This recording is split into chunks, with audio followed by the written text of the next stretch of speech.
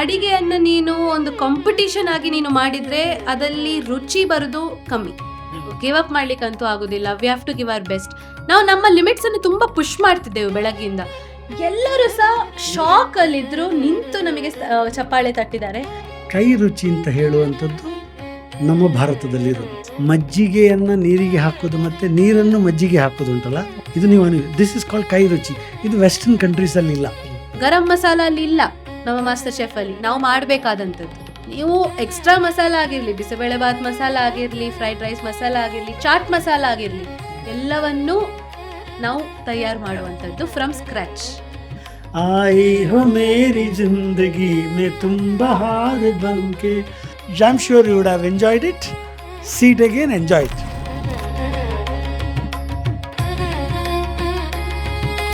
ವೇಣು ಅಜ್ಜ, ಅಡುಗೆಯಷ್ಟೇ ಚೆನ್ನಾಗಿ ನೀವು ಡಾನ್ಸ್ ಕೂಡ ಮಾಡಿದ್ರಿ. ಅದ್ರ ಬಗ್ಗೆ ನಿಮ್ಮ ಅನುಭವ ಏನು? ಫಸ್ಟ್ ಆಫ್ ಆಲ್ ನಾನು ನೀನು ಒಂದು ಡ್ಯಾನ್ಸ್ ಮಾಡುವ ಈಗ ಅಂತ ಅನಿಸ್ತದೆ ನನಗೆ. ಎರಡನೇದು, ಕಾಲೇಜಲ್ಲಿ ಡ್ಯಾನ್ಸ್ ಮಾಡ್ತಿದ್ದೆ, ರಿಯಾಲಿಟಿ ಶೋ. ಅವರಿಗೆ ನನ್ನನ್ನು ಶಿಲ್ಪಾ ಶೆಟ್ಟಿ ಬಂದರು, ಆಪ್ಕಾ ಗಾಂವ್ ಕಾ ವಾಲಿಯೇ, ಆಪ್ಕಾ ಮಾಲೂಮ್ ಹೈ ಇನ್ಕಾ ಅಂತ. ನನಗೆ ಅವರ ಪರಿಚಯ ಎಲ್ಲ ಡೈರೆಕ್ಟ್ ಅಲ್ಲ, ಅವರ ಕಸಿನ್ಸ್ ನನಗೆ ಹೆಚ್ಚು ಪರಿಚಯ, ನನ್ನ ಕ್ಲೈಂಟ್ ಇದ್ದರು. ಹಾಗೆ ನಮ್ಮ ಊರಿಗೆ ಬಂದಾಗೆಲ್ಲ ನಾವು ಭೇಟಿಯಾಗಿದ್ದೇವೆ 2-3 ಸರ್ತಿ. ಸೊ ಡ್ಯಾನ್ಸ್ ಮಾಡಬೇಕು ಅಂತ ರಿಯಾಲಿಟಿ ಶೋ ಇಂದ ಬರುವಾಗ ಸೆಡ್ ಓಕೆ. ಹಾಗೆಯೇ ಕರಿಷ್ಮಾ ಕಪೂರ್ ಬಂದರು. ಕರಿಷ್ಮಾ ಕಪೂರ್ ನನ್ನ ಕಾಲೇಜ್ ದಿನಗಳಲ್ಲಿ ಸೂಪರ್ ಪದ್ಯ ಅಥವಾ ಇದ್ದದ್ದು. ಸೊ ಅದು ಕೇಳಿದ್ರು. ನಾನು ಹೇಳಿದೆ ನೇ ಮೇ ಗಾನ ಗಾತಾ ಹೂँ, ಡ್ಯಾನ್ಸ್ ನೈ ಕರ್ ರहा ಹೂँ ಅಂತ. ನಾನು ಉನ್ಕೋ ಡ್ಯಾನ್ಸ್ ಕರ್ನೆ ಕಾ ಅಂತ ಹೇಳಿದ್ರು. ಹಾಗೆ ಗಾನ ಮತ್ತು ಡ್ಯಾನ್ಸ್ ಅದು ಎರಡು ಒಟ್ಟಿಗೆ ಆಯಿತು. ಅನಂತರ ಚುಂಕಿ ಪಾಂಡೆ ಬಂದರು, ಎಲ್ಲ ಡ್ಯಾನ್ಸು. ಅದರ ನಂತರ ನಾವು ಬಹುಶಃ ಅಡಿಗೆಯ ಸೀರಿಯಸ್ ಸಬ್ಜೆಕ್ಟ್ ಅಂತ ಹೇಳಿ ನಾವು ಮಾಡಿದ್ವಿ. ಇದೊಂದು 2 ರಿಯಾಲಿಟಿ ಶೋದ ಅವಕಾಶ, ಎಂಟರ್ಟೈನ್ಮೆಂಟ್ ಮತ್ತು ಮಾಮಾಜಿ ನನ್ನ ಹತ್ರ ಪ್ರಶ್ನೆ ಅದೆಲ್ಲ ನೀವು ನೋಡಿರ್ಬೋದು. ಸೊ ಹಾಗಾಗಿ that was part of the reality, fun element of the reality show. ಆಯಿತಾ? I am sure you would have enjoyed it. See it again, enjoy it. ಖಂಡಿತ ನಾವು ಅಂದರೆ ತುಂಬ ನಮ್ಮ ಮನಸ್ಸನ್ನು ಹಗುರಗೊಳಿಸಿದ್ದೇವೆ ಅದನ್ನು ನೋಡಿ. ನಾವೊಂದೆರಡು ಸಾಂಗ್ ಹಾಡುವ ಭೂವಿ. ಡ್ಯಾನ್ಸ್ ಬೇಡ, ಸಾಂಗ್ ಹಾಡುವ. ಅವ್ರು ಹಾಡಿದಂಥ 1-2 ಸಾಂಗ್ ಹಾಡುವ. ನೀವು ಎಲ್ಲರೂ ಒಟ್ಟಿಗೆ ಹಾಡುವ. ಆಯೇ ಹೋ ಮೇರೆ ಜಿಂದಗಿ ಮೇ ಹಾಡೋಣ. ಎಸ್. आई हो मेरी जिंदगी में तुम बहार बनके, आई हो मेरी जिंदगी में तुम बहार बनके, मेरे दिल में यूं ही रहना, मेरा दिल में यूं ही रहना, ओ प्यार प्यार बनके. ಇನ್ನೊಂದು ನೀವು ಹಾಡಿದಂತ ಒಂದು ಸಾಂಗ್ ಇತ್ತು ನನಗೆ, ಜೀತೆಂಗೆ जीत जाएंगे हम, जीत जाएंगे हम, तू अगर संग है, जिंदगी हर कदम एक नहीं जंग है. ಸೊ ಈ ಪದ್ಯಗಳೆಲ್ಲ ಉಂಟಲ್ಲ, ನಮ್ಮನ್ನು ಇಂಟರ್ನಲ್ಲಿ ಮೋಟಿವೇಟ್ ಮಾಡ್ತಿತ್ತು. ಐ ಥಿಂಕ್ ಆ್ಯಸ್ ಯೂತ್ ಉಂಟಲ್ಲ, ನಿಮ್ಮ ಒಳಗಡೆ ಒಂದು ಯೌವನ ಇರಬೇಕು. ದೇಹಕ್ಕೆ ಪ್ರಾಯ ಇರ್ಬೋದು. That will make you more vibrant, more alive. Actually ಈ ಪದ್ಯ ಹಾಡೋದೆಲ್ಲ ನಮಗೆ ನಮ್ಮ ಸ್ಟ್ರೆಸ್ ಅನ್ನ ರಿಲೀಸ್ ಮಾಡ್ಲಿಕ್ಕೆ ನಾವು ಮಾಡ್ತಿದ್ದಂತ ಒಂದು ಚಿಕ್ಕ ಟ್ರಿಕ್. ಎಲ್ಲರೂ ಕೇಳ್ತಿದ್ರು, ನೀವು ಇದು ಸಿಂಗಿಂಗ್ ಶೋ, ತುಂಬಾ ಕಮೆಂಟ್ಸ್ ಬರ್ತಿತ್ತು, ಇದು ಸಿಂಗಿಂಗ್ ಶೋವಾ ಅಥವಾ ಕುಕ್ಕಿಂಗ್ ಶೋವಾ, ಇಲ್ಲಿ ಡ್ಯಾನ್ಸ್ ಆಗ್ತಾ ಉಂಟು, ಪದ್ಯ ಹಾಡ್ತಿದ್ದಾರೆ, ಎಂತೆಲ್ಲ ಮಾಡ್ತಾ ಇದ್ದಾರೆ ಅಂತ. ಆವಾಗ ನಾನು ಹೇಳುದು, ನನ್ನ ಉತ್ತರ ಯಾರಿಗೂ ಕೊಡ್ಲಿಕ್ಕೆ ಹೋಗ್ತಿರ್ಲಿಲ್ಲ ನಾನು, ಯಾಕಂದ್ರೆ ಕಮೆಂಟ್ಗಳು ತುಂಬಾ ಇರ್ತಿತ್ತು, ಎಲ್ಲರಿಗೂ ಉತ್ತರ ಕೊಡ್ಲಿಕ್ಕೂ ಆಗುದಿಲ್ಲ. ಆದ್ರೆ ಈ ಒಂದು ಮೂಲಕ ಉತ್ತರ ಏನಂದ್ರೆ, ಅಡಿಗೆಯ ಜೊತೆ ಅಡಿಗೆಯನ್ನು ನೀನು ಒಂದು ಕಾಂಪಿಟಿಷನ್ ಆಗಿ ನೀನು ಮಾಡಿದ್ರೆ ಅದಲ್ಲಿ ರುಚಿ ಬರೋದು ಕಮ್ಮಿ. ನೀನು ಅದನ್ನು ನಿನ್ನ ಒಂದು ಇಷ್ಟದ ಒಂದು ಹಾಡ್ತಾ, ಎಂಜಾಯ್ ಮಾಡ್ತಾ, ಖುಷಿಯಲ್ಲಿ ನಲಿತಾ ಮಾಡಿದ್ರೆ ಅದಕ್ಕೆ ಬರುವಂತ ಆ ಒಂದು ಅಡಿಗೆಗೆ ಬರುವಂತ ರುಚಿಯೇ ಬೇರೆ. ಒಂದು ಮಗುವನ್ನ ನೀನು ಒಂದೇ ಕಡೆ ಕೂತ್ಕೊಳ್ಳಿಸಿ ತಿನ್ನಿಸುದು ಆ ಮಗುವಿಗೆ ಸಂತೋಷ ಕೊಡುದಿಲ್ಲ. ಆ ಮಗುವನ್ನು ನೀನು ಆಟಾಡಿಸಿಕೊಂಡು ಇಡೀ ಊರು ತಿರುಗಿಸಿಕೊಂಡು ತಿನ್ನಿಸಿ, ಅವಾಗ ಆ ಮಗುವಿಗೆ ಆ ಒಂದು ಊಟ ಎನ್ನುವಂಥದ್ರ ಮೇಲೆ ಆಸಕ್ತಿ ಜಾಸ್ತಿ ಆಗ್ತದೆ. ಊಟ ಪ್ಲೇಟ್ ಬಂತು ಅಂದ್ರೆ ನನ್ನ ಅಮ್ಮ ಈಗ ತಿರುಗಿಸ್ತಾರೆ ಎನ್ನುವಂಥದ್ದು, ಆ ಒಂದು ಸ್ಟ್ರೆಸ್. ಬೇಸಿಕಲಿ ಇದು ಚಿಕ್ಕ ಚಿಕ್ಕ ಈ ಒಂದು ನನ್ನ ಜೀವನದ ಒಂದೊಂದು ಅಂಶಗಳು ಇಲ್ಲಿ ನಮ್ಮ ಕಿಚನ್ ಅಲ್ಲಿ ಅಪ್ಪನ ಜೊತೆ ನಾನು ಪೂರ್ತಿಯಾಗಿ ಜೀವಿಸಿದ್ದೇನೆ ಹೇಳ್ಬೋದು. Very very nice very nice. ಮಜಾ ಬಂತು ಮಜಾ ಬಂತು. ಮುಂದೆ ಹೋಗುವ. ಜಗತ್ತಿನ ಎಲ್ಲ ಹೋಲಿಸಿದ್ರೆ ಕೈ ರುಚಿ ಅಂತ ಹೇಳುವಂಥದ್ದು ನಮ್ಮ ಭಾರತದಲ್ಲಿರೋದು. ಹಾ. ಅಂದ್ರೆ ಈಗ ನನ್ನ ಹೆಂಡತಿ ಮಾಡಿದ ಖಾರಾತ ಸುಕ್ಕೆಯು, ಹ್ಮ್. ನನ್ನ ಚಿಕ್ಕಮ್ಮ ಕಮಲಮುಚ್ಚಿ ಮಾಡಿದ ಖಾರಾತ ಸುಕ್ಕೆಯು ವ್ಯತ್ಯಾಸ ಇದೆ. ಹ್ಮ್. ಸಜಗಂಡ ಅಕ್ಕ ಅಚ್ಚುಮಕ್ಕು ಅಂತ ಹೇಳ್ತಾರೆ, ಹ್ಮ್. ಅವರು ಮಾಡಿದ ಉದ್ದಿನ ದೋಸೆಯು ನಮ್ಮ ಮನೆಯಲ್ಲಿ ಮಾಡುವ ಮತ್ತಿನ ಉದ್ದಿ ದೋಸೆಯು ಪೀಠ ಅದೇ ಇದ್ರೂ ಸಹ ವ್ಯತ್ಯಾಸ ವ್ಯತ್ಯಾಸ, ಇದೆ. ರುಚಿಯಲ್ಲಿ ವ್ಯತ್ಯಾಸ ಮಜ್ಜಿಗೆಯನ್ನ ನೀರಿಗೆ ಹಾಕೋದು ಮತ್ತೆ ನೀರನ್ನು ಮಜ್ಜಿಗೆ ಹಾಕೋದು ಉಂಟಲ್ಲ, ವ್ಯತ್ಯಾಸ. ನಿಮಗೆ ಎರಡು ವಿವಿಧ ರೀತಿಯ ರುಚಿ ಕೊಡ್ತದೆ. ಹಾ, ಹಾ, ಹಾ. ಇದು ನೀವು ದಿಸ್ ಇಸ್ ಕಾಲ್ಡ್ ಕೈ ರುಚಿ. ಇದು ವೆಸ್ಟರ್ನ್ ಕಂಟ್ರೀಸ್ ಅಲ್ಲಿ ಇಲ್ಲ, ಇಲ್ಲ. ಇದು ಭಾರತದಲ್ಲಿದೆ. ಕರೆಕ್ಟ್. ಇಲ್ಲ, ಮುಂದೆ ಹೋಗುವ. ಆ, ಈಗ ಫೈನಲ್ ಹೋಗೋದ್ರಲ್ಲಿ ಸ್ವಲ್ಪದ್ರಲ್ಲಿ ತಪ್ಪಿಸಿಕೊಡ್ರಿ ಬಿಡಿ, ಅದು ನಾನು ಮಾತಾಡೋದಿಲ್ಲ. ಬಟ್ ಅದೇ ನೀವು ನೀವು ನಾನು ಆವಾಗಲೇ ಹೇಳಿದಾಗೆ ನೀವು ತುಂಬ ತುಂಬ ವಸ್ತುಗಳನ್ನು, ತುಂಬ ಆಧಾರಗಳನ್ನು ಗೆದ್ದಿದ್ದೀರಿ. ಈಗ ಫೈನಲಿಗೆ ಹೋಗಿದ್ದಿದ್ರೆ ಲಾಸ್ಟ್ 4-5 ದಿನ ಅಲ್ಲಿ ನಿಮಗೆ ಅಡಿಗೆ ಮಾಡಲಿಕ್ಕೆ ಇರ್ತಿತ್ತು. ನನಗೆ ಗೊತ್ತುಂಟು ನಿಮ್ಮ ಹತ್ರ ತುಂಬ, ನಿಮ್ಮ ಬತ್ತಳಿಕೆಯಲ್ಲಿ ತುಂಬ ಅಸ್ತ್ರಗಳು ಇರ್ತಿತ್ತು ಅಂತ. ಯಾವುದು ಮಾಡಲಿಕ್ಕೆ ನೀವು ತಯಾರಾಗಿದ್ರಿ? 1-2 ನಮ್ಮ ಒಟ್ಟಿಗೆ ಹಂಚಿಕೊಂಡ್ರೆ ಪ್ರೇಕ್ಷಕರು ಅದನ್ನು ನೋಡಲಿಕ್ಕೆ ಆಗಲಿಲ್ಲ, ಅದರ ಹೆಸರು ಇರ್ಬೋದು, ಏನು ಮಾಡ್ತಿದ್ರಿ ಅಂತ ಒಂದು ಸಂಕ್ಷಿಪ್ತವಾಗಿ ಹೇಳಿದರೆ ಒಳ್ಳೆದಿತ್ತು ಅಂತ ಅನಿಸ್ತದೆ ನನಗೆ. ಆ, ಒಂದು ಸಿಗ್ನೇಚರ್ ಡಿಶ್ ಮಾಡ್ಲಿಕ್ಕೆ ಇರ್ತದೆ. ಲಾಸ್ಟ್ ಫಿನಾಲೆ ರೌಂಡ್ ಅಲ್ಲಿ ಸಿಗ್ನೇಚರ್ ಡಿಶ್ ಎನ್ನುವಂಥದ್ದು ಮಾಡ್ಲಿಕ್ಕೆ ಇರೋದು ಅನ್ನುವಂಥದ್ದು ಮಾಸ್ಟರ್ ಶೆಫ್ ಅಲ್ಲಿ ಪ್ರತಿ ಸೀಸನ್ ನೋಡಿದವ್ರಿಗೆ ಗೊತ್ತಿರುವಂಥದ್ದು. ಸೊ ಆ ಸಿಗ್ನೇಚರ್ ಡಿಶ್ ನನ್ನದು ಏನಾಗ್ತಿತ್ತು ಎನ್ನುವಂಥದ್ದು ಒಂದು ಪ್ರಶ್ನೆ ಇರುವಾಗ, ಅದಲ್ಲಿ ನನಗೆ ತುಂಬ ಇಷ್ಟವಾದಂಥದ್ದು ಅಂದರೆ ನಾವು ಮಾಡುವಂಥ ಮಂಡಾನು ಗಲ್ಲ ಅಂಬೆ ಮತ್ತೆ ಗರೆ. ಸೊ ಅದನ್ನ ಯೂಸ್ ಮಾಡಿಯೇ ಗರೆ ಮತ್ತೆ ಅಂಬೆ ಎರಡೂ ಯೂಸ್ ಮಾಡಿ ಒಂದು ಘರ ಖಂಡ, ಘರ ಪತ್ತಳಿ, ಘರ ರುಂಟಿ, ಅದಕ್ಕೊಂದಿರುವ ಒಂದು ಸ್ಮೆಲ್, ಅದು ಸಹ ನಮ್ಮ ಇದರ ಒಟ್ಟಿಗೆ ಎಂತ ಜೇನು ಗೊಡ್ಡಾರು ಅದ್ರೊಟ್ಟಿಗೆ ಅರ್ಗಣೆ ಹೇಗೂ ಮಾಡಿದ್ದೆ ನಾನು. ಆದ ಕಾರಣ ಅಂಬ ಬೆಂದಿ, ದಟ್ಟ ಅಂಬ ಬೆಂದಿ, ನಾದಲ್ಲೇ ಅಂಬ ಅಂತ ಸಾಸವ, ಇದೇನೋ ಒಂದು ನನಗೆ ಮಿಕ್ಸ್ ಆ್ಯಂಡ್ ಮ್ಯಾಚ್ ಮಾಡಿ ಯಾವ ಕಾಂಬಿನೇಷನ್ ಸರಿ ಹೋಗ್ತದೆ ಎನ್ನುವಂಥದ್ದು ಯೋಚನೆ ಮಾಡಿ ಮಾಡುವ ಎನ್ನುವಂಥದ್ದಿತ್ತು. ದ್ಯಾಟ್ ವಾಸ್ ಮೈ ಲಾಸ್ಟ್ ಶಸ್ತ್ರ ಅಂತ ಹೇಳ್ಬೋದು. ಯಾಕೆಂದ್ರೆ ಮಂಡಾಂತು ಗಲ್ಲಲ ಅಲ್ಲಿ ಸಿಗುದಿಲ್ಲ. ಒಂದು ಅಲ್ಲಿ ಯಾವುದು ಫರ್ಮೆಂಟಿಂಗ್ ಪ್ರೊಸೆಸ್, ಅದು 1 ವರ್ಷ ಮೊದಲೇ ನಾವು ಹಾಕಿರುವಂಥದ್ದು, ಅದು ನಮಗೆ ಸಿಗುದಿಲ್ಲ ಹೇಳುವಾಗ ನಾವು ಅದು ತರಿಸ್ಬೇಕಾಗ್ತದೆ ಊರಿಂದ. ಅದಕ್ಕೆ ಸ್ಪೆಷಲ್ ಪರ್ಮಿಷನ್ ಬೇಕು, ಎಲ್ಲ ಬೇಕು ಶೆಫ್ಗಳಿಂದ. ಅಂದರೆ ಅದು cooked processed food not allowed. ಅದಕ್ಕೋಸ್ಕರ ಎಲ್ಲ ಮಸಾಲೆಗಳು, ಗರಂ ಮಸಾಲ ಅಲ್ಲಿ ಇಲ್ಲ ನಮ್ಮ ಮಾಸ್ಟರ್ ಶೆಫ್ ಅಲ್ಲಿ, ನಾವು ಮಾಡಬೇಕಾದಂಥದ್ದು. ಅಲ್ಲಿ ಸಿಗುವಂಥದ್ದೆಲ್ಲ ನಿಮಗೆ ಜೀರಿಗೆ ಹುಡಿ, ಕೊತ್ತಂಬರಿ ಹುಡಿ, ಉಪ್ಪು, ಮೆಣಸಿನ ಹುಡಿ, ಹಳದಿ ಸಿಗ್ತದೆ. ನೀವು ಎಕ್ಸ್ಟ್ರಾ ಮಸಾಲ ಆಗಿರ್ಲಿ, ಬಿಸಿಬೇಳೆಬಾತ್ ಮಸಾಲ ಆಗಿರ್ಲಿ, ಫ್ರೈಡ್ ರೈಸ್ ಮಸಾಲ ಆಗಿರ್ಲಿ, ಚಾಟ್ ಮಸಾಲ ಆಗಿರ್ಲಿ, ಎಲ್ಲವನ್ನೂ ನಾವು ತಯಾರು ಮಾಡುವಂಥದ್ದು ಫ್ರಮ್ ಸ್ಕ್ರಾಚ್. ಸೊ ಅಲ್ಲಿ ನಿಮಗೆ ವಿಬಾ ಸ್ಪಾನ್ಸರ್ಸು ಆ್ಯಡ್ ಇದೆಲ್ಲ ತೋರಿಸ್ತಾರೆ. ಅದು ಸ್ಪಾನ್ಸರ್ಸ್ ಆಗಿದ್ರೆ ಸಹ ನಮಗೆ ಅದು ಉಪಯೋಗ ಮಾಡ್ಲಿಕ್ಕಿಲ್ಲ ನಮ್ಮ ಅಡಿಗೆಗಳಲ್ಲಿ. ತುಪ್ಪ ಎನ್ನುವಂಥದ್ದು ಆನಂದದ್ದು, ಒಂದಷ್ಟು ಪನ್ನೀರ್ ಅದೆಲ್ಲ ಉಪಯೋಗ ಮಾಡಲಿಕ್ಕೆ ಬಿಟ್ಟಿದ್ದಾರೆ, ಹಾಲು ಎನ್ನುವಂಥದ್ದು. ಆದರೆ ಪ್ರೊಸೆಸ್ಡ್ ಫುಡ್ ಇಲ್ಲ. ಆದ ಕಾರಣ ಇದಕ್ಕೊಂದು ಸ್ಪೆಷಲ್ ಪರ್ಮಿಷನ್ ನಾನು ಕೇಳಿ ಇಟ್ಟಿದ್ದೆ. ಆ ಸ್ಪೆಷಲ್ ಪರ್ಮಿಷನ್ ಗ್ರ್ಯಾಂಟ್ ಸಹ ಆಗಿತ್ತು. ನೀವು ತರಿಸಬಹುದು, ಮಂಡಾಂತುಗಲ್ಲ ಅಂಬೆ ಮತ್ತೆ ಗರೆಯನ್ನು ತರಿಸಬಹುದು ನಿಮ್ಮ ಊರಿಂದ ಅಂತ. ಅದೇ ವಾರದಲ್ಲಿ ನಮ್ಮ ಒಂದು ಎಲಿಮಿನೇಷನ್ ಆಯಿತು. ಅದೇ ಖುಷಿ. ಇಲ್ಲಿ ತನಕ ಬಂದದ್ದಂತೂ ದೊಡ್ಡ ಪ್ರಯಾಣ. ಹೌದಲ್ಲ, ಅದೇ ನೀವು ಎಲಿಮಿನೇಷನ್ ಮಾತಾಡಿದೆ, ನಾನು ಬೇಡ ಅಂತಿದ್ದೆ ಮಾತಾಡೋದು. ಅಂದರೆ ನೋಡಿದ್ದೇವೆ ನಾವು ನಿಮ್ಮ ನಿಮ್ಮ ಅಂದರೆ ನಿಮ್ಮ ಸಾಧನೆಯನ್ನು ನೋಡಿದ್ದೇವೆ. ಆ ಕಣ್ಣಂಚಲ್ಲಿ ನೀರಾದಾಗ ನಮ್ಮ ಕಣ್ಣುಗಳು ಸಹ ತೇವಾಗಿದೆ. ಆ ಒಂದು ಮೊಮೆಂಟ್ ಬಗ್ಗೆ ಹೇಳಿ. ನನಗೆ ಗೊತ್ತುಂಟು ನೀವು, ನನಗೆ ಬಹುಶಃ ವೇಣುಣ್ಣ ನಾನು ಅಷ್ಟು ಭಾವುಕ ಆದದ್ದು ನೋಡಲಿಲ್ಲ, ತುಂಬ ಕಡಿಮೆ. ಅವರು ಸಹ ಒಂದು 2 ಸೆಕೆಂಡ್ ಭಾವುಕ ಆದರು. If you want to share few more things there, I don't want to get you into emotional stage, but please share those thoughts. ನಮಗೆ ಆ ದಿವಸ ಬೆಳಗ್ಗಿಂದಲೇ ಒಂದು ನಾವಿಬ್ಬರು ಸ್ವಲ್ಪ ಲೋ ಆಗಿದ್ದೆವು. ಯಾಕೆ ಅಂದ್ರೆ ನಿದ್ದೆ ಇಲ್ಲ, ಮತ್ತೆ ಕರೆಕ್ಟ್ ಟೈಮ್. ಮೊದಲನೇ ದಿನ ಬೀಚ್ ಶೂಟ್ ಇತ್ತು, ಇಡೀ ದಿವಸ ಬಿಸಿಲಲ್ಲಿದ್ದೆವು, ಫುಲ್ ಟ್ಯಾನ್ ಆಗಿದ್ದೆವು, ನಿದ್ದೆ ಇಲ್ಲ, ಟೈರ್ಡ್ನೆಸ್ ತುಂಬಾ ಇತ್ತು. ಆದ್ರೂ ಎಲಿಮಿನೇಷನ್ ಚಾಲೆಂಜ್, ಗಿವ್ ಅಪ್ ಮಾಡ್ಲಿಕ್ಕಂತೂ ಆಗುದಿಲ್ಲ. We have to give our best.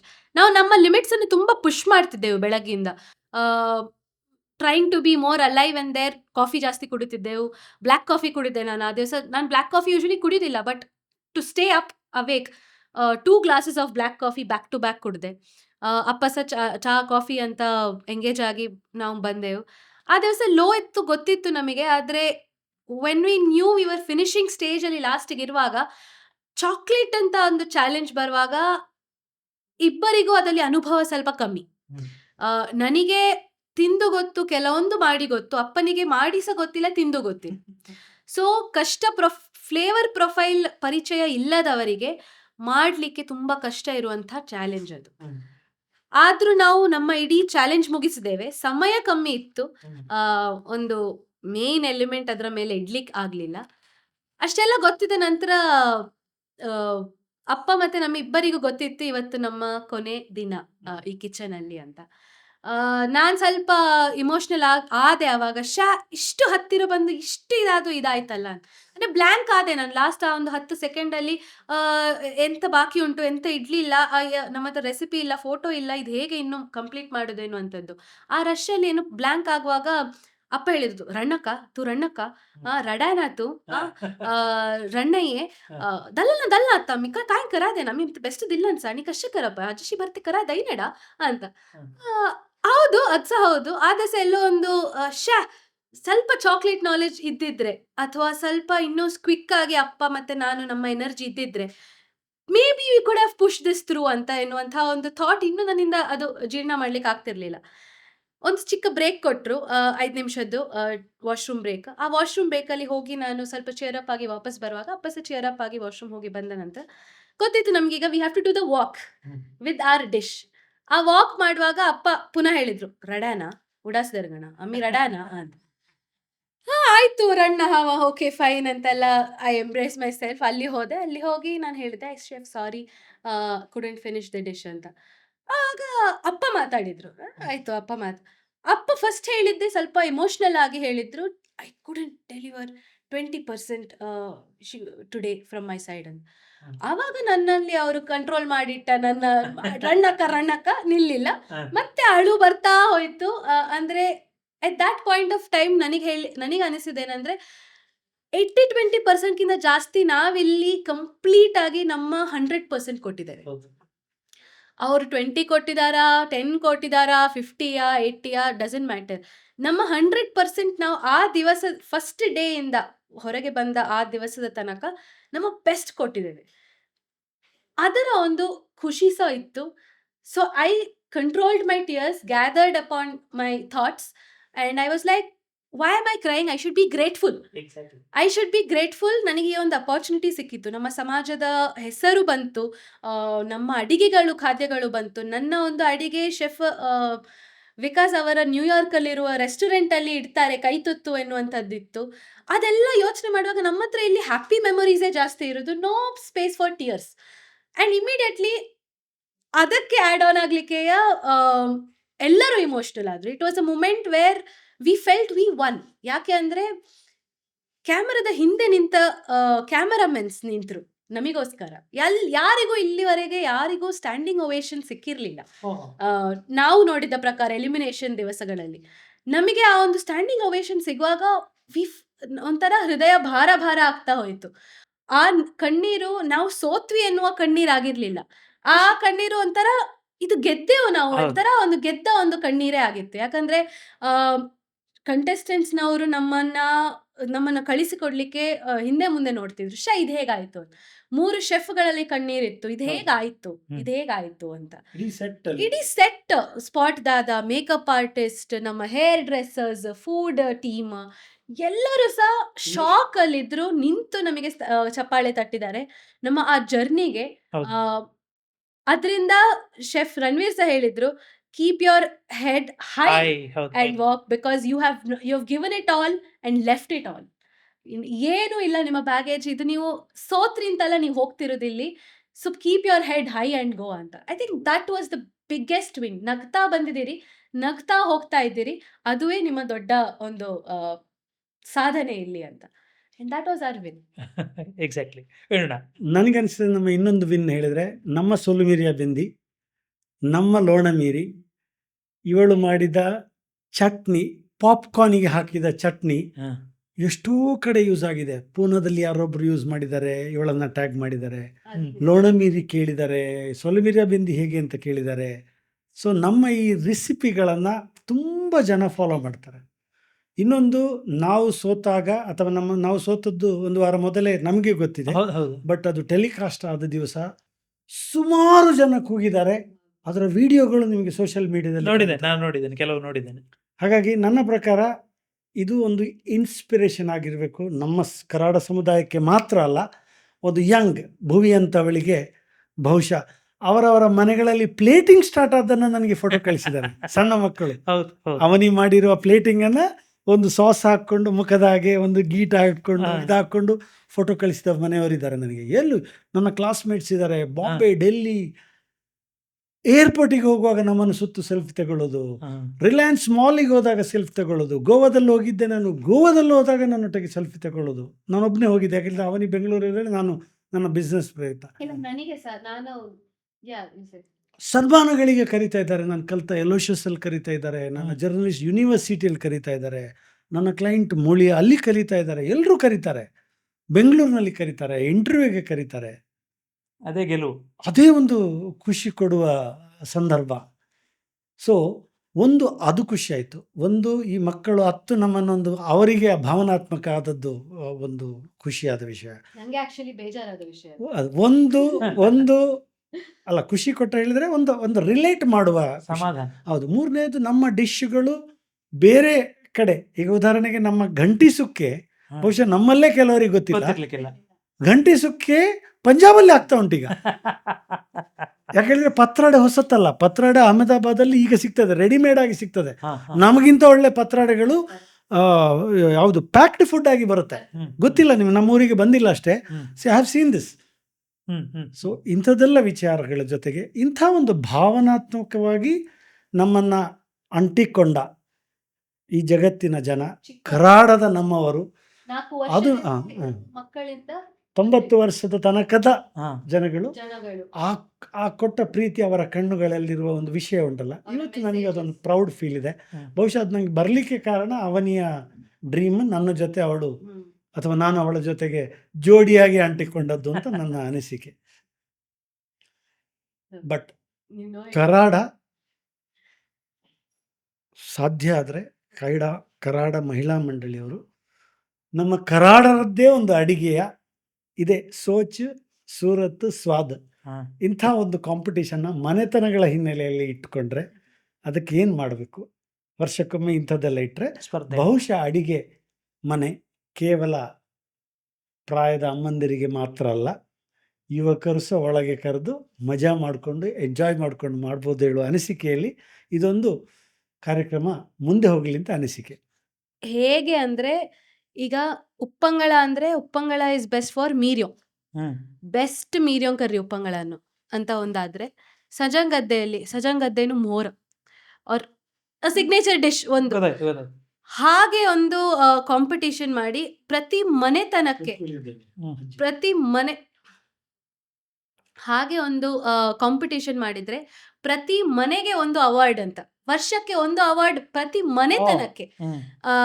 ಈ ಸರ್ತಿ ಯಾರಿಗೆ ಅವಾರ್ಡ್, ಈಗ ನಾವು ಕ್ರಿಕೆಟ್ ಆಗಿರ್ಲಿ, ನಮ್ಮ ರಂಗೋಲಿ ಕಾಂಪಿಟೇಷನ್ ಎಲ್ಲ ಮಾಡ್ತೇವೆ, ಹ. ಅದರಲ್ಲೇ ಅಡಿಗೆಯಲ್ಲಿ ಕಾಂಪಿಟೇಷನ್ ಮಾಡಿದ್ರೆ ಹ್ಮ್. ಮನೆತನಗಳಲ್ಲಿ, ರಾಡ ಮನೆತನಗಳಲ್ಲಿ ಯಾರಿಗೆ ಸಿಗ್ಬೋದು, ಆಜಿ ಖನ್ನ ಘರಾಗೆಲ್ಲ ಹ. ಯಾ ಯಾವ ಸರ್ಟಿಫಿಕೇಟ್. ವರ್ಷ ಖನ್ನ ಘರಾಕ ಮೇಳ ಹ. ಅವಾರ್ಡ್, ಅಡಿಗೆ ಅವಾರ್ಡ್, ಸ್ಪರ್ಧೆ ಅವಾರ್ಡ್ ಅಂತ. ಹಾಗೆ ಒಂದೇನಾದ್ರೂ ಮಾಡಿದ್ರೆ ಪ್ರಾಬಬ್ಲಿ ಇನ್ನೂ ಒಂದಷ್ಟು ಜನರಿಗೆ ಅದು ವೈರಲ್ ಆಗ್ಬೋದು. ಆ ರೆಸಿಪಿ, ಆ ರೀಲ್ಸ್, ಅದರ ವಿಡಿಯೋ ಮಾಡಿ ಚಂದ ಮಾಡಿ ಡಾಕ್ಯುಮೆಂಟ್ ಮಾಡೋದುಂಟಲ್ಲ, ಎಲ್ಲ ಒಂದು ವಿಷಯಗಳು ಡಾಕ್ಯುಮೆಂಟ್ ಮಾಡೋದು ಹ್ಮ್. ತುಂಬಾ ಇಂಪಾರ್ಟೆಂಟ್ ಎನ್ನುವಂಥದ್ದು ನನಗೆ ಆ ಕೋವಿಡ್ ಟೈಮಿಂದ ಸುರಾದದ್ದು. ಹ್ಮ್. ನಾನು ಎಂಥದೇ ಚಿಕ್ಕ ವಿಷಯ ಮಾಡಿರ್ಲಿ, ನಾನು ಹೊಸತ್ತೇನಾದ್ರೂ ಮಾಡ್ತಾ ಇರ್ಲಿ, ಅದೊಂದು ಡಾಕ್ಯುಮೆಂಟ್ ಮಾಡ್ತೇನೆ ಅಥವಾ ಬರ್ದಿಡ್ತೇನೆ ಎಲ್ಲೋ ಒಂದು ಕಡೆ. ಯಾಕಂದ್ರೆ ಮರ್ತೋದ್ರೆ ಅದು ಕಷ್ಟ, ಬರ್ದಿಟ್ರೆ ಅಥವಾ ರೆಕಾರ್ಡ್ ಮಾಡಿಟ್ರೆ ನೆಕ್ಸ್ಟ್ ನಿಂಗೆ ಅದು ಪ್ರಯೋಗ ಮಾಡ್ಬೇಕು. ಇನ್ನೂ ಒಂದು, ಈಗ ನಾನು ಮಾಡಿದ್ದು ಇಬ್ಬರಿಗಾದ್ರೆ 20 ಜನರಿಗೆ ಮಾಡ್ಬೇಕು ಅಂತ ಆದ್ರೆ ಹ್ಮ್. ಅದು ನಂಗೆ ಹೆಲ್ಪ್ ಆಗ್ತದೆ.